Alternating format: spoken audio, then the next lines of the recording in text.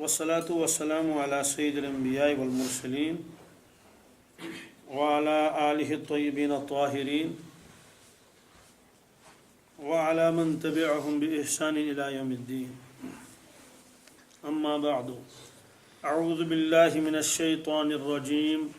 بسم الله الرحمن الرحيم. يا أيها الذين آمنوا لا تحرموا طيبات ما أحل الله لكم ولا تعتدوا إن الله لا يحب المعتدين. وكلوا مما رزقكم الله حلالا طيبا واتقوا الله الذي أنتم به مؤمنون. یہ سورہ مائدہ کی 27ویں اور 28ویں آیت ہے. اس سے پہلے اہل کتاب کا تذکرہ اللہ تبارک تعالیٰ نے فرمایا یہود اور نصارہ کا. اس میں یہ بھی فرمایا کہ یہود زیادہ دشمنی رکھتے ہیں مسلمانوں سے نصارہ کے مقابلے میں، اور اس کی وجہ اللہ تبارک تعالیٰ نے فرمائی. اس سے پہلی جو آیتیں ہیں ان میں یہ فرمایا ذالک بأن منہم قسیسین ورہبانا. اس کی وجہ یہ ہے کہ نصارہ کے اندر علماء ہیں اور رہبان ہیں. رہبان کا مطلب یہ ہے کہ جو تارک دنیا ہیں، دنیا کے مال و دولت کی ان کو ہوس نہیں ہے، خدا ترس ہے. وَأَنَّهُمْ لَا يَسْتَكْبِرُونَ، ان میں تکبر بھی نہیں ہے. یہ چیزیں اللہ تبارک تعالیٰ نے ان کے گویا مدح میں فرمائی. اب جب یہ چیز ہے کہ وہ تارک دنیا ہیں اور رہبان ہیں، وہ اسی لیے بہت سارے ان میں نکاح بھی نہیں کرتے ہیں، دنیا کو کوئی مال و دولت اپنے پاس جمع نہیں کرتے ہیں. اگرچہ آج کل کے ویسے نہیں ہیں، وہ تو نام کے رہبان ہوتے ہیں کہ شادی نہیں کریں گے اور گرجا گھروں میں رہیں گے، لیکن ان کے پاس کروڑوں ڈالروں کی دولت ہوتی ہے. بلکہ لوگ تو آتے ہیں ان کے پاس، جو ان کے پادری لوگ ہیں ان کے پاس آ کر وہ اپنے گناہ معاف کرانے کے لیے باقاعدہ فیس بھر لیتے ہیں. ان سے کہتے ہیں کہ میں نے اتنے گناہ کیے ہیں، مجھے بتائیے مجھے کتنا دینا ہے کفارہ. تو وہ حساب کر لیتا ہے، ایک اندازہ لگا دیتا ہے کہ آپ کو اتنے لاکھ ڈالر دینے ہیں. وہ دے دیتے ہیں، وہ سارے روپے تو ان کے پاس آ جاتے ہیں. لیکن رسول اللہ صلی اللہ علیہ وسلم کے زمانے میں جو ان کے راہب تھے، ان کی تعریف اللہ تعالیٰ فرماتے ہیں یہاں کہ یہ چیزیں ان کے اندر تھیں. علماء بھی تھے ان کے اندر اور رہبان بھی تھے ان کے اندر، اور تکبر بھی نہیں کرتے تھے. یہی وجہ سے ان میں سے بہت سے لوگ بعد میں مسلمان ہو گئے اور رسول اللہ صلی اللہ علیہ وسلم. کیونکہ اس میں ایک چیز آئی تھی وہ رہبان، کہ جس کے پاس دنیا کا مال و دولت نہ ہو، دنیا کے ساتھ کوئی سروکار نہ ہو. کیونکہ جب یہ آیتیں نازل ہوئی، ممکن ہے کسی مسلمان کے دل میں یہ آئے کہ جب رہبان کی اللہ تعالیٰ نے تعریف کی ہے تو ہم کو بھی راہب بننا چاہیے کہ کچھ بھی نہ کریں. اس کے اوپر اللہ تبارک تعالیٰ نے یہ آیتیں نازل فرمائی. اور ان آیتوں کا شان نزول ایک یہ بھی لکھا ہے کہ حضرت رسول اللہ صلی اللہ علیہ وسلم نے حضرت عثمان ابن مظعون رضی اللہ تعالیٰ عنہ کے دولت خانے پر ایک مرتبہ بیان فرمایا. صحابہ کرام جمع تھے. معلوم یہ ہوا کہ اللہ کے نبی صلی اللہ علیہ وسلم جگہ جگہ اجتماعات فرماتے تھے. کسی کے گھر میں کچھ افراد جمع ہو گئے، وہاں دین کی بات سنا لی، مسجد پاک میں دین کی بات سنا لی. حتیٰ کہ سفر کے دوران بھی رسول اللہ صلی اللہ علیہ وسلم کی عادت شریف تھی بیان کرنے کی. مینا کے میدان میں آپ نے باقاعدہ بیان فرمایا، عرفات کے میدان میں باقاعدہ آپ نے خطبہ دیا. موقع موقع کے اوپر رسول اللہ صلی اللہ علیہ وسلم بیانات فرماتے تھے، اور چلتے چلتے بھی آپ ارشادات بیان فرماتے تھے. ایک موقع پر آپ نے یہ دیکھا کہ عصر کا وقت تھا، سفر میں تھے، پانی کی قلت تھی، تو دیکھا کہ بعض صحابہ جو ہے جلدی میں انہوں نے وضو بنا لیا، تو کچھ حضرات کی ایڑیاں خشک رہ گئیں۔ آپ نے فوراً اعلان فرمایا ویل للعقاب من النار، کہ جس شخص کی ایڑیاں خشک رہ گئی ہیں، پانی وہاں تک نہیں پہنچا ہے، ان کو یہ پیغام سنا دو کہ وہ ایڑیاں دوزخ میں جائیں گی، ان کو جلا دیا جائے گا دوزخ کی آگ میں۔ تو یہ چلتے چلتے آپ نے ارشاد فرمایا، روایتوں میں ہے ویل للعقاب من النار۔ تو حضرت عثمان بن مظعون رضی اللہ تعالیٰ کے گھر میں جو آپ نے بیان فرمایا، اس کا اندازہ ہم نہیں لگا سکتے، اس میں آخرت کے حوالہ آپ نے بیان فرمائے، اور یہ کہ دنیا ختم ہونے والی ہے، یہ ساری چیزیں۔ مجلس ختم ہو گئی، اللہ کے نبی صلی اللہ علیہ وسلم تشریف لے گئے، کچھ صحابہ وہیں ٹھہرے، اتنا پورا سر بیان تھا، وہ صحابہ کرام رونے لگے۔ اس کے بعد صحابہ کرام نے آپس میں طے کر لیا کہ ہم عبادت کریں گے، خوب راتوں کو عبادت کریں گے، نماز پڑھ لیں گے، روزہ رکھیں گے دن کو، دنیا کی جو یہ لذائذ ہیں، جن چیزوں میں لذت ہے، ان کو ترک کر دیں گے، خوشبو بھی نہیں لگائیں گے، اچھے کپڑے بھی نہیں پہنیں گے، ٹاٹ پہنیں گے اس کے بدلے میں، اور نکاح بھی نہیں کریں گے۔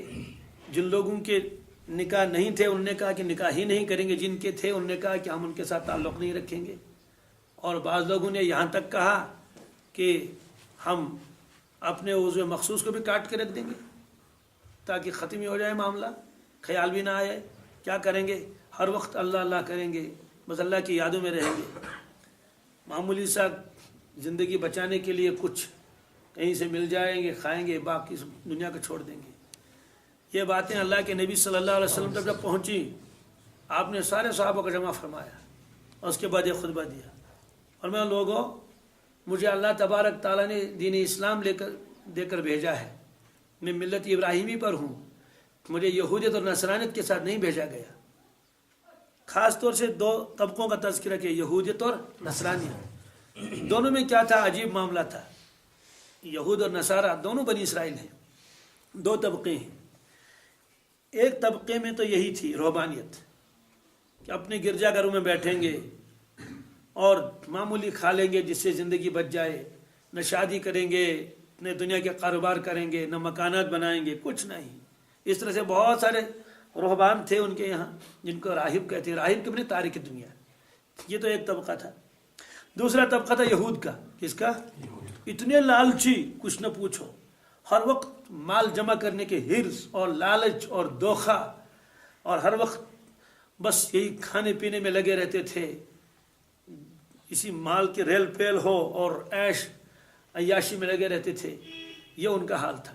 آپ نے فرمایا نہ تو مجھے اللہ نے یہ دے کر بھیجا ہے کہ آپ لوگ دنیا کو ترک کر لیں، نہ نکاح کر لیں، نہ کپڑے پہنے اچھے، نہ خوشبو استعمال کریں، نہ مکان بنائیں، نہ بیوی بچوں کو رکھیں، اور نہ یہ دے کر مجھے بھیجا ہے کہ دنیا ہی مقصدی زندگی بن جائے، ہر وقت اسی میں رہے کہ نیا اچھا سے اچھا کپڑا پہنیں، بہترین سے بہترین کھائیں، بڑے سے بڑے مکانات بنائیں، اور بڑے بڑے لمبے چوڑے کاروبار کر لیں، ہر وقت خواہشات نفسانی میں پڑے رہیں۔ مجھے نہ یہ دے کر بھیجا، نہ یہ دے کر بھیجا ہے، مجھے اللہ تعالیٰ نے دین حنیف دیا ہے، دین اسلام دے کر بھیجا ہے، جس میں نہ افراط ہے نہ تفریط ہے۔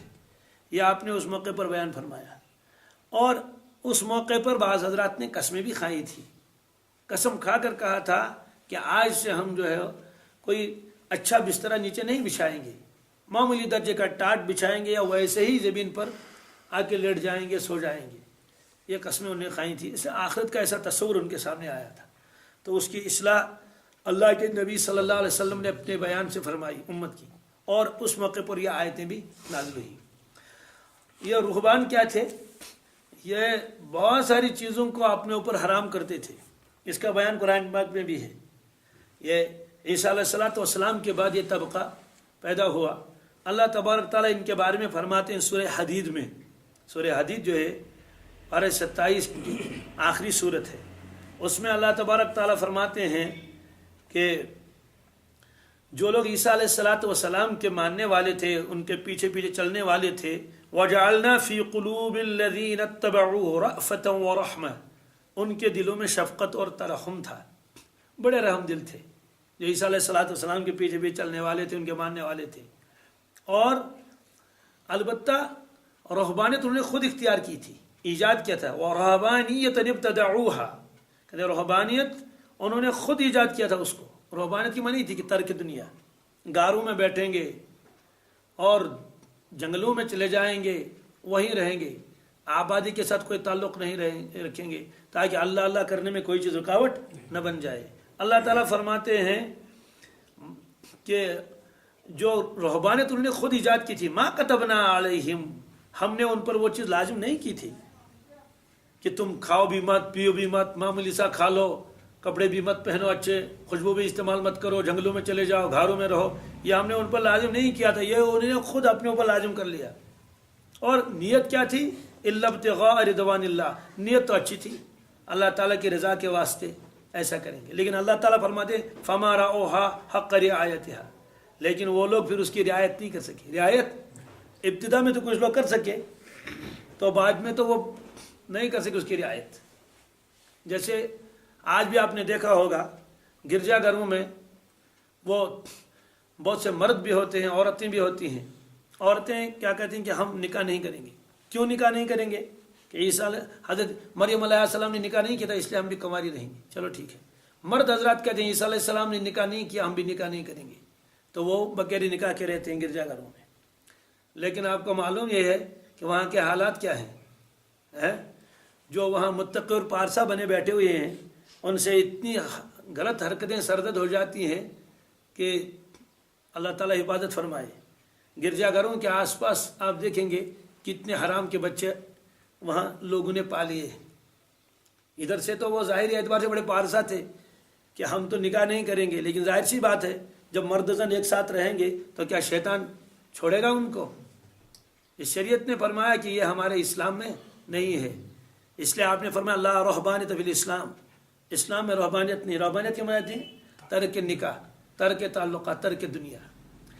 एक सहाबी खिदमत में हाजिर हुए और अर्ज़ किया, या रसूलल्लाह सल्लल्लाहु अलैहि वसल्लम, मैं सफ़र में था, मैंने एक जगह एक चश्मा देखा, उसका पानी बड़ा मीठा और जगह भी बहुत अच्छी, वहाँ करीब में दरख्त भी हैं, जंगली दरख्तों पर कुछ फल भी लगे रहते थे।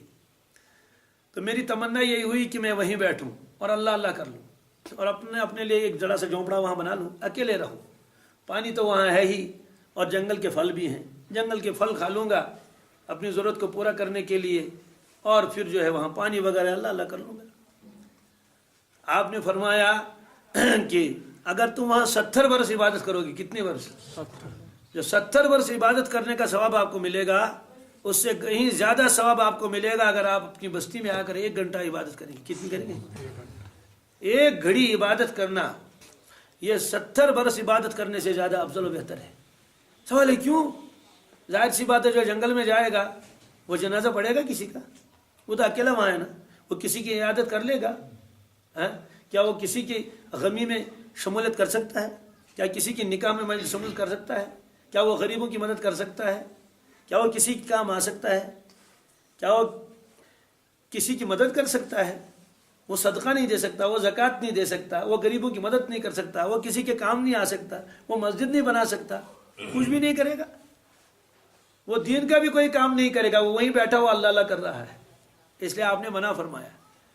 तो रहबान के अंदर यही बात थी कि वो तार की दुनिया होती थी। एक बात। दूसरी बात यह है, जो चीज़ें अल्लाह तबारक ताला ने हराम हलाल फरमाई है कि ये चीज़ें खा लो, इस्तेमाल कर लो, ये रहबान जो होते थे, राहिब जिनको कहते हैं रहबान, ये लोग उन चीज़ों को अपने लिए हराम करते थे।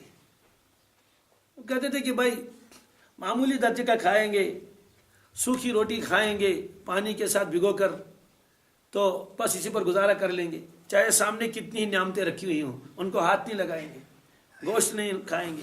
इसीलिए आपने देखा होगा दुनिया में बहुत सारे लोग हैं ऐसे हैं कि वो गोश्त भी नहीं खाते हैं। वो आपको कहते हैं वेजिटेरियन, कि वो क्या करते हैं, वो सिर्फ सब्जी खाते हैं। क्या खाते हैं? सब्जियां खाते हैं। गोश्त खाने वालों को हकारत की नज़र से देखते हैं, अरे तो गोश्त खाते हैं, गोश्त खा रहे हैं। तो वो गोया कि उन्होंने अपने ऊपर उन चीज़ों को क्या कर लिया? हराम कर लिया। सवाल ये, लोग इन चीज़ों को अपने ऊपर हराम क्यों करते थे? کہ اس سے اللہ تعالیٰ ہم کو خوش ہو جائے گا، راضی ہو جائے گا کہ یہ دنیا کی کوئی چیز استعمال نہیں کرتے ہیں۔ تو اس پر تو ان صحابہ کرام نے بھی چونکہ قسم کھائی تھی کہ ہم لذیذ لذیذ کھانوں کو ہاتھ نہیں لگائیں گے، گوشت نہیں کھائیں گے، پنیر نہیں کھائیں گے، گھی استعمال نہیں کریں گے، شہد استعمال نہیں کریں گے، اس طرح سے اونٹ کا گوشت نہیں کھائیں گے، یہ ساری چیزیں ہم ترک کر دیں گے تاکہ ہم جو ہے وہ دنیا کے لذائذ کو وہ استعمال نہ کریں۔ یہ سوال کیوں ایسا کیوں ہوتا تھا؟ راہب لوگ یہ کیوں کہتے تھے؟ راہبوں کے ذہنوں میں یہ تھا کہ جو آدمی اللہ کو پانا چاہے تو اس کو چاہیے کہ وہ دنیا کو کرے ترک کر لے، کیا کر لے؟ اللہ تبارک تعالیٰ کی رضا جس کو مقصد ہو، اللہ مجھے مل جائے، اس کی خوشنودی مل جائے اور اللہ کی ہمیں مقبول ہو جاؤں اور مجھے جنت ملے، تو ان کے ذہنوں میں یہ تصور تھا ان چیزوں کو ترک کیے بغیر اللہ تعالیٰ تک رسائی نہیں ہو سکتی، اللہ کی رضامندی و خوشنودی حاصل نہیں ہو سکتی۔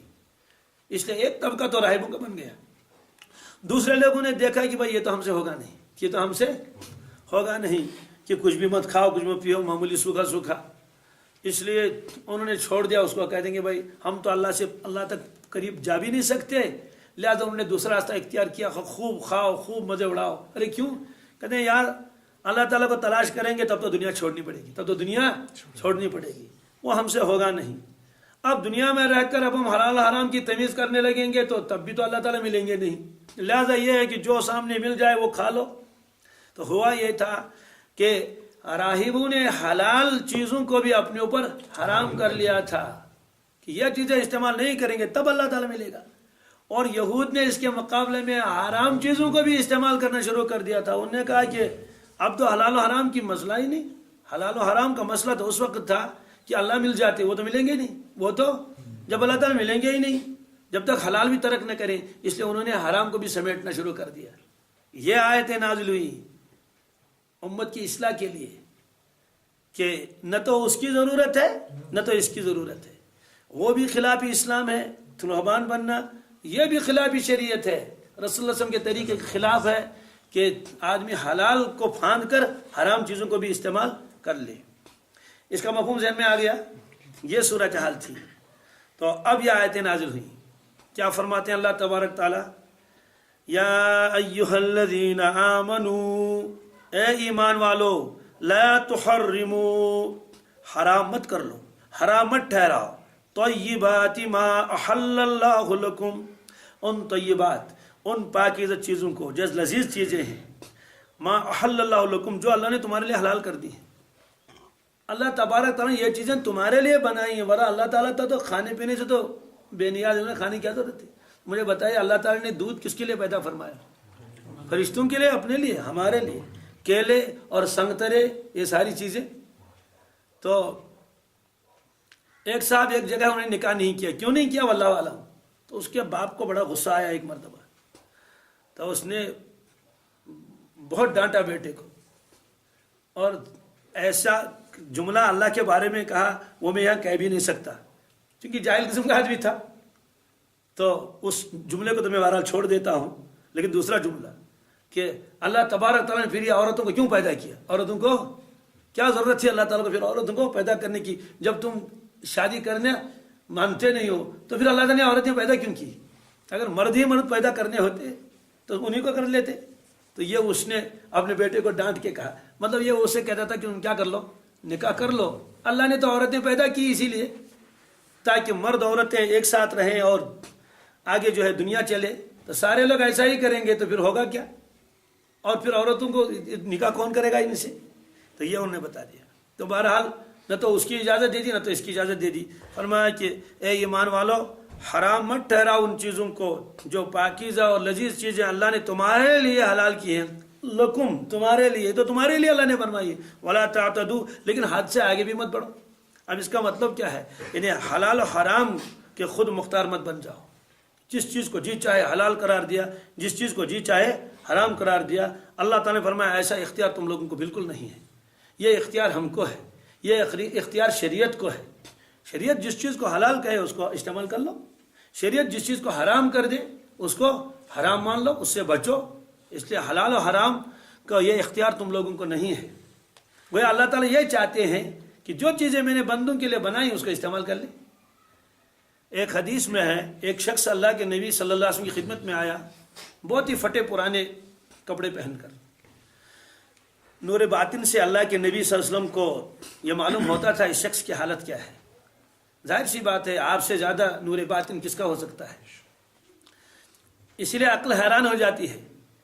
10 شخص ایک سوال کر لیتے ہیں جواب الگ الگ. جواب جی ایک شخص نے عرض کیا کہ ای الاعمال افضل، سب سے بہترین عمل کون سا ہے اسلام میں جس کو میں کر لوں؟ آپ نے فرمایا والدین کی خدمت. والدین کی. دوسرا شخص بھی یہی سوال کر رہا ہے کہ سب سے اعلیٰ افضل عمل اسلام میں کیا ہے؟ آپ نے فرمایا غربا کو کھانا کھلانا. غربا کو. تیسرا شخص بھی یہی سوال کر رہا ہے کہ ای الایمان افضل، ای الاعمال افضل، اسلام میں سب سے پسندیدہ عمل کون سا ہے؟ آپ نے اسے فرمایا کہ رات کو نماز پڑھ لینا. رات کو. تو ظاہر سی بات ہے سوال اگر ایک ہی ہے تو جواب ایک ہی کیوں نہیں؟ جواب ایک ہی ہونا چاہیے نا. اس کی وجہ کیا ہے؟ اللہ کے نبی صلی اللہ علیہ وسلم دیکھتے تھے اس شخص کے اندر کس چیز کی کمی ہے، اس کمی کو آپ دور کرنا چاہتے تھے. یہ تو بالکل ایسا ہے جیسے ایک استاد اسکول میں ہے، اب بچے آ کر اس سے پوچھتے ہیں کہ سر ہم کو زیادہ محنت کس سبجیکٹ میں کرنی چاہیے. اب استاد کو معلوم ہے کہ انہوں نے ان کا ایگزام کئی مرتبہ لیا ہے تو ان کے بچوں کے جو آنسر پیپر ہیں وہ ان کے سامنے رکھے ہوئے ہیں، تو ان کو معلوم ہے کہ اس بچے کے تو اردو میں تو اچھے مارکس ہیں اس کی اور میتھ میں بھی، لیکن انگلش ان کا جو ہے وہ کمزور ہے. اب یہ پوچھتا ہے کہ سر سب سے زیادہ محنت کس سبجیکٹ میں کرنی چاہیے؟ تو استاد اس کو دیکھ کر کہتا ہے اور ان کو معلوم ہے کہ ان کی کمزوری ہے، اس کا بیٹے انگلش میں محنت کرنی چاہیے، اس کی ضرورت بہت ہے. اب دوسرا بھی یہی سوال پوچھتا ہے کہ سب سے زیادہ محنت کس میں کرنی ہے، اور اس کو معلوم ہے انگلش کا اچھا ہے، اس میں اس کے نمبرات بہت اچھے ہیں، لیکن اردو کی تحریر اس کی اچھی نہیں ہے، انہیں لکھائی اس کی نہیں ہے اور اردو میں کمزور ہے. تو اسے کہتے ہیں کہ بیٹا سب سے زیادہ محنت تو اس وقت اردو کی کرنی چاہیے. کس کی؟ اس کی ضرورت ہے. اب تیسرا بھی یہی سوال کر لیتا ہے، اس کو اور کسی کتاب کو مشورہ دیا. سوال ہے کہ سوال تو ایک ہی تھا نا، جوابات الگ الگ کیوں دے؟ جواب الگ اس لیے دیے کہ جس طالب علم کے اندر جس سبجیکٹ کی کمزوری نظر آئی اس کو مشورہ دیا کہ آپ اس میں ذرا محنت کر لیں. باقی چیزوں میں تو گویا کہ آپ کو مزید محنت کرنے کی ضرورت نہیں ہے، اس میں تو آپ اچھے ہیں. تو اللہ کے نبی صلی اللہ علیہ وسلم کے سامنے جب ایک ہی سوال کیا جاتا جوابات الگ الگ ہوتے تھے. تو ایک نے سوال کیا اس کا جواب کچھ اور ہے، دوسرے نے سوال کیا اس کا جواب کچھ اور ہے، تیسرے سوال اس کا جواب کچھ اور ہے، تو جوابات الگ الگ ہوتے تھے. تو اس طرح سے ایک شخص اللہ کے نبی صلی اللہ علیہ وسلم کی خدمت میں حاضر ہوتا ہے اور وہ اجازت چاہتا ہے کہ میں اپنا سارا مال اللہ کے راستے میں خرچ کرنا چاہتا ہوں. سارا مال خرچ، تاکہ مال ہی نہ رہے. آپ نے منع فرمایا کہ بالکل نہیں، سارا مال خرچ کرنے کی اجازت نہیں ہے. اس طرح سے لوگ آ کے سوالات کرتے تھے، آپ ان کے سوالات کے ادھر سے جوابات دیتے تھے. جس چیز کی ضرورت اس کے اندر ہوتی تھی اس چیز کے جواب ان کو دے دیتے تھے. اس سے جوابات آپ کو ہر جگہ کیا الگ الگ ملیں گے. اسلام میں سب سے اہم عمل کون سا ہے؟ آپ نے جواب میں یہ فرمایا. تو یہ حلال و حرام اپنے اوپر چیزوں کو حلال کرنا یا چیزوں کو اپنے اوپر کیا حرام کرنا، اس کی اجازت نہیں. یا ایھا الذین آمنوا لا تحرموا طیبات ما احل اللہ لکم، اے ایمان والو ان چیزوں کو حرام مت کر لو جو چیزیں اللہ تعالیٰ نے تمہارے لیے پیدا کیے ہیں، حلال فرمائے تمہارے لیے، ان کو استعمال کر لو. ولا تعتدوا، حد سے مت بڑھو. یہ جملہ بہت عجیب ہے، حد سے مت بڑھو. کیا مطلب ہے اس کا؟ میں نے جس چیز کو حلال کیا آپ اس کو حرام کر رہے ہیں، یہ تو حد سے بڑھنا ہے. اور جس چیز کو میں نے حرام کہا آپ اس کو حلال کہتے ہیں، یہ بھی تو حد سے بڑھنا ہے. تو شارحین نے لکھا ہے حد سے آگے بڑھنے کی ایک ہی شکل نہیں ہے، مختلف شکلیں ہیں. کیا؟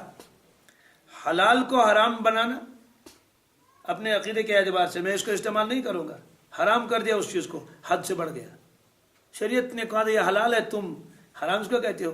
اور جو چیز شرعاً حرام ہے اس کو حلال سمجھنا حد سے بڑھنا ہے. اور جو چیز شرعاً حلال ہے لیکن اس حلال کو اپنی جو اس کے حدود ہے اس سے زیادہ استعمال کرنا، یہ بھی حد سے نکلنا ہے. مثلا کھانے پینے کی اجازت ہے یا نہیں؟ لیکن قرآن پاک نے کیا فرمایا؟ وَكُلُوا وَاشْرَبُوا وَلَا تُسْرِفُوا. ایمان والو تم کھاؤ پیو، اجازت ہے، یہ چیزیں میں نے تمہارے لیے بنائی، لیکن دیکھو اسراف نہ کرنا. اسراف، شادی ہے ٹھیک ہے ولیمہ کر لو، مہمانوں کو کھانا کھلا لو، اجازت ہے، سنت ہے، ثواب ملے گا آپ کو، لیکن اسراف مت کرو. اسراف، اگر اس میں اسراف ہو جائے گا حد سے لوگ آگے بڑھ جائیں گے. کہ اتنا گوشت ضائع ہو رہا ہے اور اتنے مرغے ذبح ہو رہے ہیں اور اتنا جو ہے وہ اس میں خرچ ہو رہا ہے، اس کا مطلب تو ہے کہ اجازت تو تھی اس کی، لیکن جب یہ اپنے اس حد سے آگے بڑھ جائے گا تو یہ بھی گویا کہ ممانعت میں داخل ہو جائے گا۔ یہ فرمایا ولا تعتدوا، اور حد سے مت بڑھو۔ اسی طرح سے 3 صحابہ رسول اللہ صلی اللہ علیہ وسلم کی خدمت میں تشریف لائے اور ازواج مطہرات سے حال دریافت کیا اللہ کے نبی صلی اللہ علیہ وسلم کی عبادت کا، کہ حضرت جب مسجد میں ہوتے ہیں تو ہمارے سامنے ہوتے ہیں، لیکن جب اپنے دولت خانے میں تشریف لے جاتے ہیں تو کیا کرتے ہیں، یہ ذرا ہم کو معلوم کرنا ہے۔